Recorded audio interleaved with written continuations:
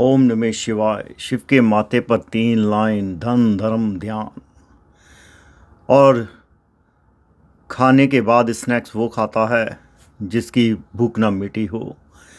यही जीवन में लागू होता है। आज दुकानें सब हैं, सब बताते हैं अलग अलग तरीके। एजुकेशन में स्कूल बताते हैं कैसे सक्सेसफुल होना, लेकिन एक सफल और साकार जीवन कैसे जिए तो समझिए जो पूर्वी धर्म की फ़िलॉसफी रही है 4 चरणों में, बुद्धिज़्म से लेके माइंडफुलनेस और मॉडर्न स्टाइल को किस तरीके से आईआईटी बाबा के जीवन में वो छाए। अगर लुक बैक करा जाए, देखा शुरू के जो 20 साल थे वो ब्रह्मचार्य और विद्यार्थी जीवन था। रोज़मर्रा की तरह स्कूल जाना, उसके बाद वहाँ से जब 12th होती है तो 2 ही ऑप्शन होते हैं, इंजीनियर बनोगे या डॉक्टर। जो ज़माना था आज से लगभग बोला जाए 80 का दशक, तो उसमें से आसान जो होता है जिसको बायोलॉजी हो या वो लिया जाता था। खैर, वहाँ से इंजीनियरिंग पूरी हुई।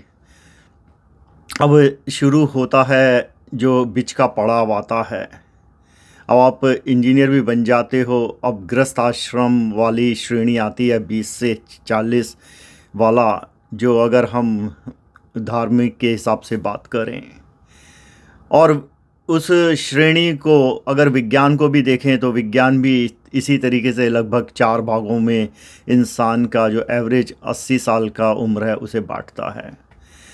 उस टाइम में आदमी को जिस वक्त ये ग्रस्त वाला होता है, एक चीज़ की चिंता बिल्कुल नहीं होती कि कल मृत्यु होगी। वो जीवन के उस पड़ाव पे होता है जिस वक्त उसकी चाहत में सिर्फ प्रेम, प्यार, पैसा और कैरियर दिख रहा होता है। वो उसे करने के लिए कुछ भी कर गुजरने को तैयार होता है। अगर विश्वास ना हो, जाके देखो उन कॉलेजेस में 20 से 40 के बीच में जो लोग हैं आजकल, वो मैरिज कब करना चाहते हैं, या उनके अंदर चाहे एक देश से दूसरे देश जाने की भूख हो। और इंसान को डर किसी चीज़ का होता ही नहीं है, वो बिंदास होता है। अब क्या होता है, 40 में आते आते शादी हो गई, बच्चे हो गए। अब जो ये 40 और 60 के बीच का चरण है, ये बड़ा मिडिल एज क्राइसिस शुरू हो जाता है। क्योंकि जीवन में जो रस था, जिस सुंदरी को तुम लेके आए वो रस से भरी डली होगी। अब उसके रस में कोई रस रहता नहीं, जीवन में एक खालीपन सा आता है। अब जो पेरेंटिंग का जोश होता है धीरे धीरे वो भी ठंडा होना शुरू हो जाता है। अब एक खालीपन सा आता है, इंसान को समझ में कुछ आता नहीं है। वो अपने इस खालीपन को भरने के लिए इधर उधर की चीज़ों में भटकता है। कुछ लोग अपने आप को काम में डुबो देते हैं, कुछ पड़ोसी के घरों में डुबो देते हैं, कुछ और तरीके के हिल्ले हिलाले पड़ देते हैं।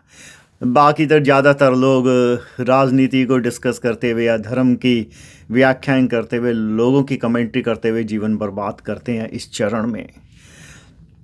अब इस चरण में इंसान को थोड़ा बहुत ये समझ में आ जाता है कि जीवन जो है झटके लगने शुरू हो जाते हैं, क्योंकि तुम्हारे बैचमेट वगैरह और यार दोस्त जो है 40 से 60 के बीच में कुछ निकलने शुरू हो जाते हैं। तुम्हारे अंदर भी एक अंदर से डर आता है। अब जो 60 का चरण है, 60 से 80 का, वो चीज़ है जब इस इंसान को असलियत में समझ में आता है कि जो जीवन था भिखारी की तरह गया, अब इसका कुछ है नहीं।